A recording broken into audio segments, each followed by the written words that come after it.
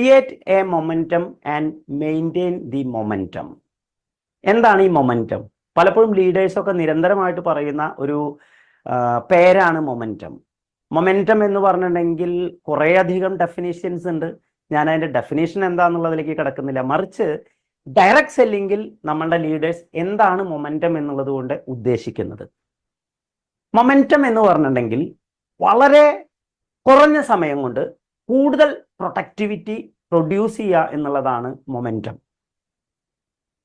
Momentum ഇല്ലാതെ നമുക്ക് high productivity ഒരിക്കലും നേടിയെടുക്കാൻ സാധിക്കില്ല.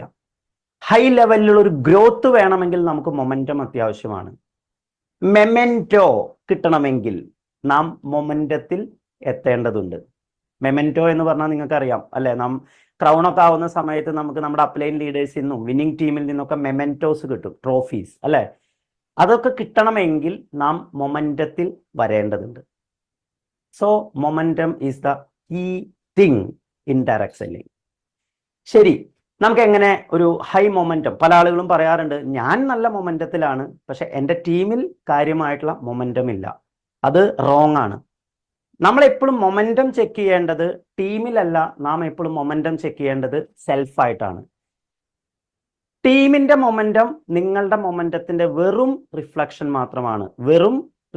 മാത്രമാണ്, അല്ലാതെ നിങ്ങളുടെ ടീമിൽ മൊമെന്റം ഉണ്ടോ എന്നുള്ളതിന് നിങ്ങൾ ടീമിലല്ല നോക്കേണ്ടത്, നിങ്ങൾ നിങ്ങളിൽ തന്നെ ആത്മപരിശോധന നടത്തുക. എങ്ങനെയാണ് ഒരു വ്യക്തി ഹൈ മൊമെന്റത്തിലേക്ക് എത്തുന്നത്? മൊമെന്റത്തിലേക്ക് എത്താനുള്ള ഏറ്റവും വലിയൊരു കാര്യമാണ് സെൻസ് ഓഫ് അർജൻസി ഉണ്ടോ. നമ്മൾ ഓട്ടോമാറ്റിക്കായിട്ട് മൊമെന്റത്തിലേക്ക് എത്തുന്നുണ്ടായിരിക്കും. നാം ഹൈ മൊമെന്റത്തിൽ എത്തുന്ന സമയത്ത് നമ്മുടെ പ്രൊഡക്ടിവിറ്റി വളരെ ഹൈ ആയിരിക്കും, പെർഫോമൻസ് വളരെ ഹൈ ആയിരിക്കും. ഞാനൊരു എക്സാമ്പിൾ പറഞ്ഞാൽ നിങ്ങൾക്ക് കൃത്യമായിട്ട് മനസ്സിലാക്കാൻ സാധിക്കും. ശരണ്യ രാവിലെ കുക്ക് ചെയ്യുന്ന സമയത്ത് ഞാനും സപ്പോർട്ട് ചെയ്യാറുണ്ട്. ഒരു മികച്ച ഹസ്ബൻഡ് എന്നുള്ള രീതിയിൽ, ഒരു കമ്പാനിയൻ എന്നുള്ള രീതിയിൽ ഞാനും സപ്പോർട്ട് ചെയ്യാറുണ്ട്. We are partners in all sense.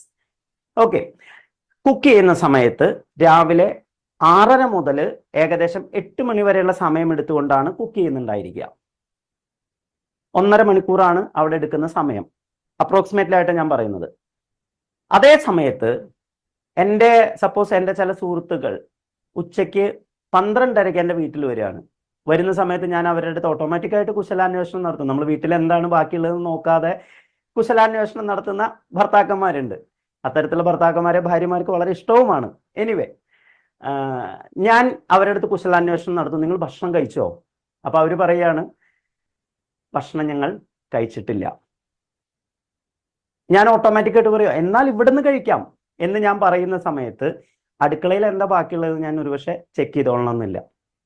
എന്തായാലും നമ്മൾ വാക്ക് പറഞ്ഞു, ഭക്ഷണം നമുക്ക് ഇവിടുന്ന് കഴിക്കാം എന്നുള്ളൊരു വാക്ക് അവരുടെ അടുത്ത് പറഞ്ഞു കഴിഞ്ഞു. അപ്പൊ ഇനി എന്ത് ചെയ്യണം? അവർക്ക് ഫുഡ് കൊടുക്കണം. അപ്പോൾ ആ സമയത്ത് നമ്മുടെ കയ്യിൽ 12:30 സമയം ഉച്ചയ്ക്ക്. ഓട്ടോമാറ്റിക്കായിട്ട് അവരാണെങ്കിൽ നല്ല വിശപ്പിലേക്കും എത്തിക്കൊണ്ടിരിക്കുന്ന ഒരു സമയമാണ്. അപ്പോൾ ഓട്ടോമാറ്റിക്കായിട്ട് ആ സമയത്ത് ശരണ്യ അടുക്കളയിൽ കയറുന്നുണ്ടാവും.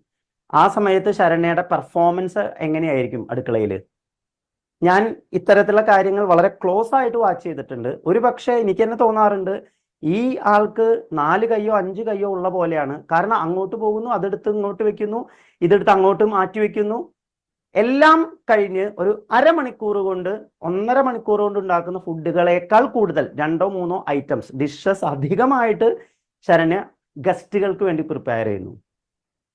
എന്തുകൊണ്ടാണ് കുറഞ്ഞ സമയം കൊണ്ട് കൂടുതൽ പ്രൊഡക്ടിവിറ്റി എന്തുകൊണ്ട് ജനറേറ്റ് ചെയ്യാൻ സാധിച്ചു? ഇതേ വ്യക്തി തന്നെ ഒരു പക്ഷെ 1.5 മണിക്കൂർ കൊണ്ട് കുക്ക് ചെയ്യുന്ന ഒരു വ്യക്തിയും ആയിരിക്കാം. അതാണ് പവർ ഓഫ് മൊമെന്റം. ഈ മൊമെന്റത്തിൽ നാം എപ്പോഴും വർക്ക് ചെയ്യുകയാണെങ്കിൽ, കുറച്ച് സമയം വർക്ക് ചെയ്താൽ മതി, കൂടുതൽ ഡിഷസ് വന്ന പോലെ കൂടുതൽ പ്രൊഡക്ടിവിറ്റി നമുക്ക് ഉണ്ടാക്കിയെടുക്കാൻ സാധിക്കും. Always have A momentum mind set. ഞാനിനി മറ്റൊരു എക്സാമ്പിൾ പറഞ്ഞാൽ നിങ്ങൾക്ക് കുറച്ചും കൂടെയും അതിനെ കണക്ട് ചെയ്യാൻ സാധിക്കും. എനിക്ക് സിനിമ ഏതാണെന്ന് ഓർമ്മയില്ല.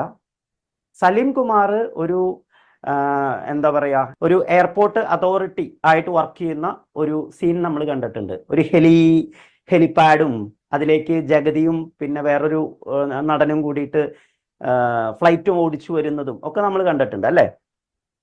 അപ്പോൾ ഇവര് കണക്ട് ചെയ്യുന്ന സമയത്ത്, കോളിൽ കണക്ട് ചെയ്യുന്ന സമയത്ത് സലീം കുമാർ അവരോട് സംസാരിക്കുന്ന ഒരു സംഭാഷണ രീതിയുണ്ട്. അതെങ്ങനെയാണ്? നിങ്ങൾ ഇപ്പോൾ ഓടിച്ചുകൊണ്ടിരിക്കുന്ന വിമാനം വളരെ പുരാതനവും പഴയതുമായ ആ ഒരു ആംഗിളിൽ സംസാരിക്കണ്ട അല്ലേ? എന്നാൽ ഇതേ വ്യക്തി പെട്ടെന്ന് ഈ വിമാനം ഇവരുടെ ആ ഒരു എന്താ പറയാ എയർപോർട്ടിലേക്ക് അല്ലെങ്കിൽ ആ ഹെലിപാഡിലേക്ക് ഇടിച്ചിറങ്ങി വരികയാണ്, നമ്മൾ അവിടുന്ന് ഇറങ്ങി ഓടിയില്ലെങ്കിൽ നമുക്ക് ആളപായം ഉണ്ടാകും എന്നുള്ള ആ ഒരു മൈൻഡ് സെറ്റ് വരുന്ന സമയത്ത് സലീം കുമാർ അവിടുന്ന് ഇറങ്ങി ഓടുന്നുണ്ട്.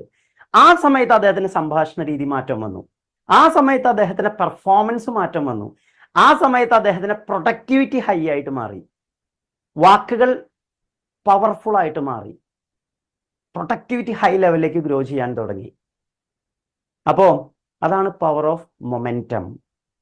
മൊമെന്റം എന്ന് പറഞ്ഞാൽ കുറഞ്ഞ സമയം കൂടുതൽ പ്രൊഡക്ടിവിറ്റി. നമ്മുടെ ഈ ബിസിനസ്സിൽ എങ്ങനെ മൊമെന്റം ബിൽഡ് ചെയ്യാൻ പറ്റും? നിങ്ങളൊരു പക്ഷേ ഒരു ദിവസം ഒരു പ്ലാൻ കാണിക്കുന്ന വ്യക്തിയാണെങ്കിൽ എന്തുകൊണ്ട് നിങ്ങൾക്കൊരു 4 പ്ലാൻ കാണിക്കുന്നതിനെ കുറിച്ച് വളരെ സീരിയസ് ആയിട്ട് ചിന്തിച്ചുകൂടാ? നിങ്ങളൊരു പക്ഷേ 100 PV ചെയ്യുന്ന വ്യക്തിയാണെങ്കിൽ എന്തുകൊണ്ട് ഒരു 300 PV മന്ത്ലി ക്രിയേറ്റ് ചെയ്യുന്നതിനെ കുറിച്ച് നിങ്ങൾക്ക് വളരെ സീരിയസ് ആയിട്ട് പ്ലാൻ ചെയ്തുകൂടാ? നിങ്ങളുടെ മൊമെന്റം കൂടുന്തോറും നിങ്ങളുടെ സെൽഫ് എസ്റ്റീം വളരെ കൂടുന്നതായിട്ട്, അല്ലെങ്കിൽ നിങ്ങളുടെ പോസ്റ്റർ വളരെ ഇമ്പ്രൂവ് ചെയ്യുന്നതായിട്ട്, സെൽഫ് എസ്റ്റീം കൂടുമ്പോൾ ഓട്ടോമാറ്റിക്കലി നമ്മുടെ പോസ്റ്ററിൽ അത് റിഫ്ലക്ട് ചെയ്യും, കൂടുന്നതായിട്ട് നമുക്ക് കാണാൻ സാധിക്കും. നിങ്ങളുടെ പോസ്റ്റർ ഇമ്പ്രൂവ് ചെയ്ത് കഴിഞ്ഞിട്ടുണ്ടെങ്കിൽ നിങ്ങളൊരു വ്യക്തിയുടെ മുന്നിൽ ചെന്ന് കഴിഞ്ഞാൽ അദ്ദേഹം നിങ്ങൾ പറയുന്നത് കേൾക്കും, അല്ലെങ്കിൽ അദ്ദേഹം പറയുന്നത് നിങ്ങൾ കേൾക്കേണ്ടി വരും. ആർക്കാണോ പോസ്റ്റർ അവർ പറയുന്നത് മറ്റേ വ്യക്തി കേൾക്കേണ്ടി വരും. അതാണ് അവിടുത്തെ നിയമം. അപ്പോൾ നമ്മുടെ പോസ്റ്റർ ഇമ്പ്രൂവ് ചെയ്യുന്നു, നമ്മളുടെ സെൽഫ് എസ്റ്റീം ഇമ്പ്രൂവ് ചെയ്യുന്നതിന്റെ റിസൾട്ടായിട്ട് പോസ്റ്റർ ഇമ്പ്രൂവ് ചെയ്യുന്നു. നമ്മളൊരു വ്യക്തിക്ക് പ്ലാൻ കൊടുക്കുമ്പോൾ അദ്ദേഹം നാം പറയുന്നത് കേൾക്കുന്ന ലെവലിലേക്ക് എത്തുന്നു. ഓക്കെ, സോ വിന്നിംഗ് ടീം മൊമെന്റത്തിന്റെ ഒരു സൂത്രവാക്യമായിട്ട് പറയുന്ന കാര്യമാണ് നാം കാണുന്നത്. That is speed.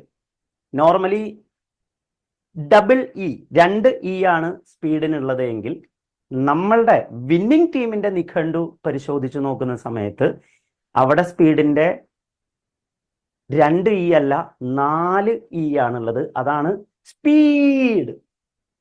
പറയൂ, speed. You can type in the chat box speed. നിങ്ങൾക്ക് എത്ര സ്പീഡ് വേണം അത്രയും ഈ കൂടുതൽ ഇട്ടുകൊണ്ട് നിങ്ങൾക്ക് ചാറ്റ് ബോക്സിൽ ടൈപ്പ് ചെയ്യാം.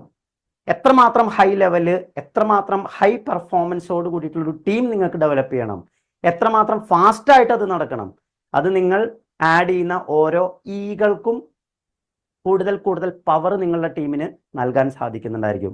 So be in momentum.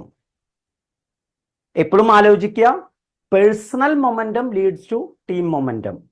ടീമിന്റെ മൊമെന്റം അല്ല നിങ്ങളെ മൊമെന്റത്തിലേക്ക് എത്തിക്കുന്നത്. അങ്ങനെ ആവരുത് ഒരിക്കലും. പേഴ്സണൽ മൊമെന്റം, എൻ്റെ മൊമെന്റമാണ് എൻ്റെ ടീമിനെ ഹൈ മൊമെന്റത്തിലേക്ക് കൊണ്ടുചെന്ന് എത്തിക്കുന്നത്. ആ ലെവലിൽ always in high momentum mode.